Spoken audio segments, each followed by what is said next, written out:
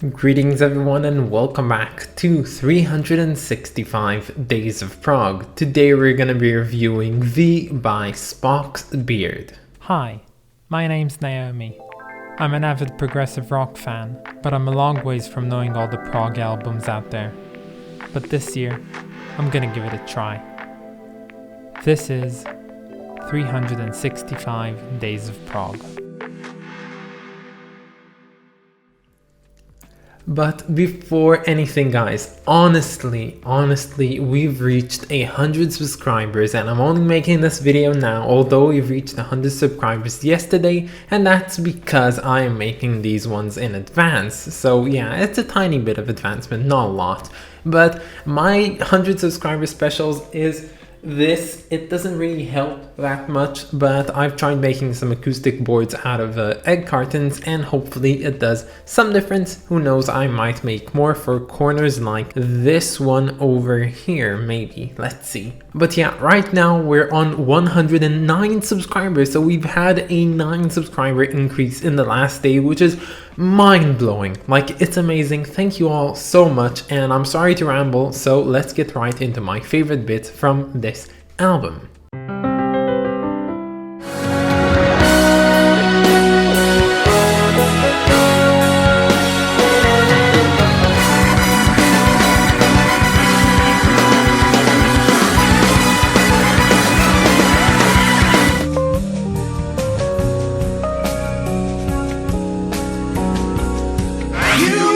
Speak to me, I would be left behind. We'd be through if you knew all the things in my mind.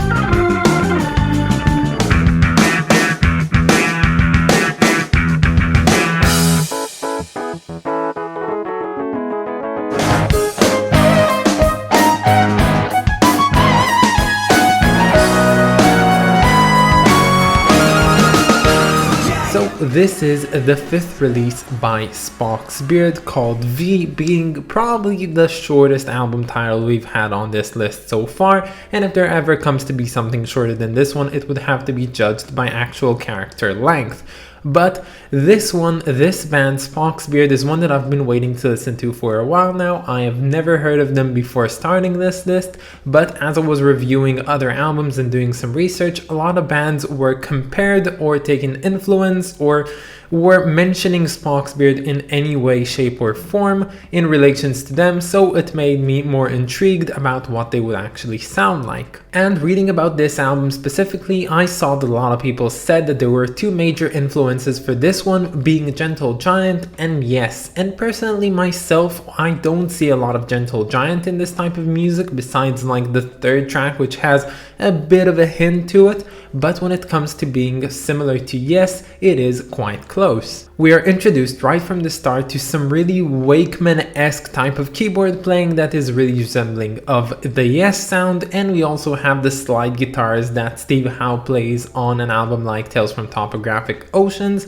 And while Neil Morse's voice isn't as rangeful as the voice of John Anderson of Yes, he still manages to encapsulate some of the characteristics that make his type of singing so signature to him. But trying to emulate the sound of Yes is a very daunting task. They are one of the greatest bands from the prog era of all times, and they have their really unique sound, and I feel like Spock's Beard is always trying to do but never reaches the same heights, and that is a lot more apparent in the first song, in which they have this climax moment where they basically have this sort of recreation of the climax that appears in And You and I from Close to the Edge, but it just doesn't hit the same way because honestly I think they don't reach the same height. They don't have the same build-up. It doesn't really, evoke anything inside of you beforehand before actually reaching this high peak over everything else. and that's why this section of the song and this song as a whole kind of flops. And yes, I did find the first track overall good, but in my opinion at least it dragged on for longer than it needed to, and if it were cut down to feature shorter length of a song, it would have, been more impactful and more memorable in the way that it's constructed. And this is an overall criticism I have towards this album. I feel as if it has some quite bit of filler inside of it and doesn't really go ahead and focus on the main issues and the main sections that really run a feature. And that's a bother in my opinion, because honestly I'm here for the the meaty stuff, the cool stuff, and not for everything that's in between that doesn't have any real substance to it. And beyond the influence of Yes, we also have some really jazzy parts on here, which I always like when jazz is incorporated inside of prog. And as well, we also get some brass instruments, which honestly are very underutilized on here. Like they have some trumpet and some other brass horns coming in at certain times, but I don't get why they just don't go full out with them. They're such a cool introduction to this album, and the songs on here, they should just use them more and not be so sparing about it. Specifically, the track All on the Sunday is my worst track on here. Like, I really don't like it that much. To me, at least, it feels like an opening credits song for a 2000 Nickelodeon's teens show. I don't get what it's doing on here. It's not proggy, it's not fun in any way. If you like this song, honestly, tell me why, because I don't get it at all. And throughout this album, I was starting to realize that while this was progressive rock music, this was just not my cup of prog, I guess. And it still all might have been redeemed with the last track, the behemoth of the great Nothing. And yes, this Goliath of a song, almost ranging I think 27 minutes of runtime, did not compensate for this album as a whole. And again, this is not a bad album per se, but it's just not as good as it could be, and that's a criticism I have for a lot of albums. I feel a lot of potential in the band, in the music, and the ideas, but I don't see it utilized in a way that makes me love the album as much as I can. And I think one of my main criticisms, which is most brightly shown on the last track, The Great Nothing, is the fact that they have this odd tendency of featuring, let's say, 2 to 4 bar length pieces of instrumentations, which are really odd and unique and, cool in every single way, but they just leave them behind after a couple of seconds, and that's so disappointing. Like, why would you put something that is so unusual, so cool, so fun, so that you can build upon it, and instead they just decide to discard that? And that's honestly quite annoying in my opinion, and I don't really understand their tendency to do it over and over again. And yes, most of my favorite bits from this big track are those tiny sections which are done in a glimpse of an eye. And honestly, I have a lot of bad criticism towards this album, but this album is overall fine, I guess. I hope that they have better releases in which they're more focused on their unique sound and making the best out of what they can do. One thing I will give to this album, and it's something that I kind of forgot about until the end, is the amazing drumming by Nick DiVirgilio. If I'm not mistaken, that's his name. He always drums just the correct parts, just the, finest tuned drum sections, and I think he's doing a fantastic job. And for that, I'm gonna give this album an extra 1 point of credit.